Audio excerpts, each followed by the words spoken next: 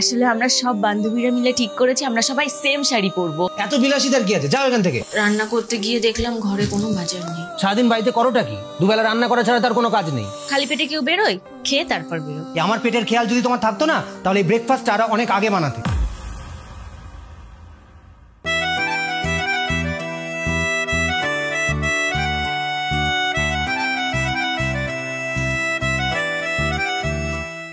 পূজা, হ্যাঁ আমি বেরোলাম। বেরোলাম কি গো? এই যে আমি তোমার জন্য রান্না করেছি, খালি পেটে কেউ বেরোয়? খেয়ে তারপর বেরো। কটা বাজে খেয়াল আছে? আমার অফিসের টাইম হয়ে গেছে। আমার পেটের খেয়াল যদি তোমার থাকতো না তাহলে এই ব্রেকফাস্ট আরো অনেক আগে বানাতে।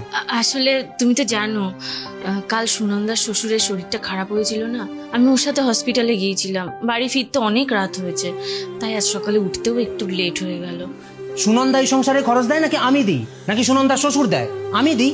তাহলে আমার খেয়ালটা তোমার আগে রাখা উচিত ছিল। এই ব্রেকফাস্টটা আমার জন্য আগে বানানো উচিত ছিল। সুনন্দাদের বাড়ি থেকেও ছিল না, তোমারই বা হসপিটালে যাওয়ার কি ছিল?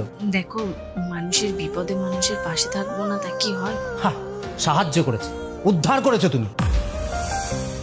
কেন তাদের আত্মীয় স্বজন পরিবার পরিজন কেউ নেই? তারা সাহায্য করতে পারেনি? তোমার যাওয়ার কি ছিল? অবশ্য তোমাকে এখন এসব বলে আর কি হবে? খালি পেটে আমাকেই অফিস যেতে হবে। ওটা খাওয়ার এখন আর আমার সময় নেই। বেরোলাম।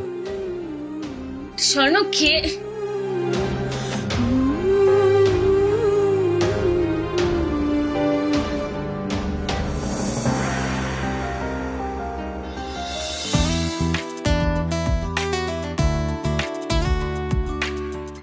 স্বর্ণ, বলো। বলছি আমার না কিছু টাকা লাগবে। কেন? আমার ক্লাসমেট আছে না রিয়া, ওর বিয়ে। আমার তো সব শাড়িগুলোই পরা হয়ে গেছে, তাই একটা নতুন শাড়ি কিনবো। দেখো পূজা, এখন একটু চাপাচাপি আছে, যা আছে তাই দিয়ে ম্যানেজ কর। আসলে আমরা সব বান্ধবীরা মিলে ঠিক করেছি আমরা সবাই সেম শাড়ি পরবো, একই ড্রেস কোড, বুঝেছো?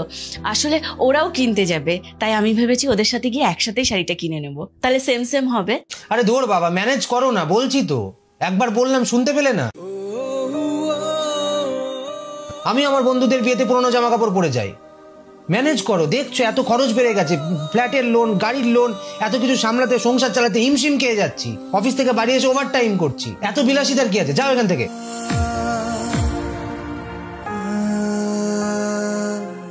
আরে কি হলো? যাও।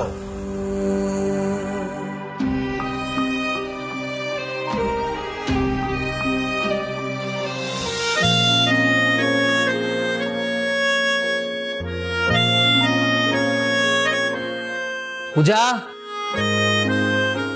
এসে গেছো? এ তাড়াতাড়ি খেতে দাও তো, কাল সকালে আবার আর্লি মিটিং আছে। খিদে পেয়েছে। আসলে রাত্রে এখনো আমি কোনো খাবার রান্না করতে পারিনি। রান্না করতে গিয়ে দেখলাম ঘরে কোনো বাজার নেই। মানে? আরে ঘরে বাজার নেই সেটা তোমাকে আগে বলবে। আমি তাহলে অনলাইন অর্ডার করিয়ে দিতাম বা আসার সময় নিয়ে আসতাম, কিছু একটা করতাম। স্বর্ণ, আমি তোমাকে অনেকবার কল করেছিলাম কিন্তু তুমি রিসিভ করোনি। আমি সেখানে ফুটবল খেলতে যাই না, কাজ করতে যাই। সেখানে আমার মিটিং এর পর মিটিং থাকে, ক্লায়েন্টস হ্যান্ডেল করতে হয়। তোমার মতো বাড়িতে 3 বার খুন্তি ঘোরালেই আমার কাজ শেষ হয়ে যায় না। ফোন করেছিলাম, ফোন করেছিলে, ধরতে পারিনি। যাও, এখন বিরক্ত করো না, যা আছে তাই নিয়ে এসো। স্বর্ণ, তুমি এইভাবে কথা বলছো কেন আমার সাথে? কিভাবে কথা বলছি? কিভাবে কথা বলছি? সারাদিন বাড়িতে করোটা কি? দুবেলা রান্না করা ছাড়া তার কোনো কাজ নেই। আর আমি মানুষটা সারাদিন এখন বাইরে কাজ করে বাড়ি ফিরে এসে দেখছি বাড়িতে খাওয়ার নেই। কার কেমন লাগবে? ঠিক আছে, তুমি চেঞ্জ করে নাও, আমি দেখছি কিছু একটা বানিয়ে আনছি।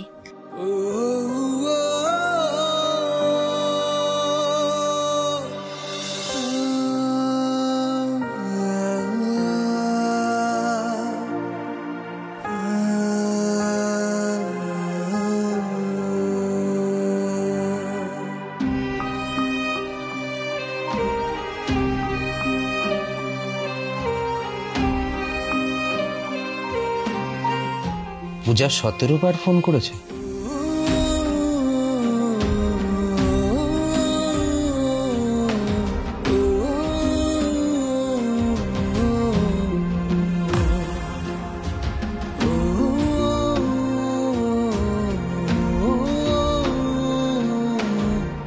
পূজা,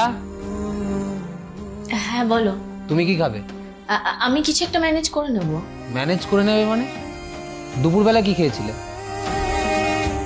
পুরো খাবারটা আমাকে দিয়ে দিলে তুমি কি খাবে? বললাম না ম্যানেজ করে নেব। আমি আমি মুড়ি খেয়ে নেব। মুড়ি? হ্যাঁ। আমাকে পুরো খাবারটা দিয়ে তুমি মুড়ি খেয়ে থাকবে? এতটা স্যাক্রিফাইস? এখানে এসে বসো।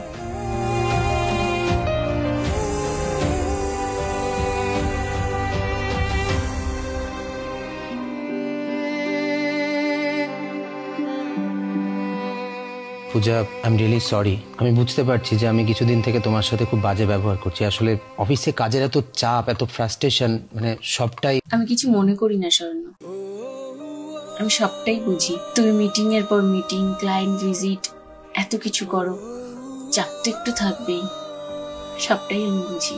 তুমি কিছু না মনে করলেও আমার সরি বলা উচিত। আমার এরকমটা করা উচিত নয়। অফিসের চাপ তো থাকবেই, প্রেশার, ফ্রাস্ট্রেশন এগুলো তো থাকবেই, কিন্তু তাই বলে তুমি আমার লাইফ পার্টনার। তুমি আমাকে ভালোবাসো, আমি তোমাকে ভালোবাসি। তুমি আমার কাছের মানুষ। আমি ফ্রাস্ট্রেশনের জন্য তো তোমাকে হার্ট করতে পারি না। I am really sorry. বাড়িতে কিছু নেই, তুমি সারাদিন কিছু খাওনি, অথচ এখন পুরো খাবারটা নিয়ে এসে আমাকে দিয়ে দিয়েছো। আর আমি এটা নির্লজ্জের মতো খেয়ে ঘুমিয়ে পড়বো, তাই হয়?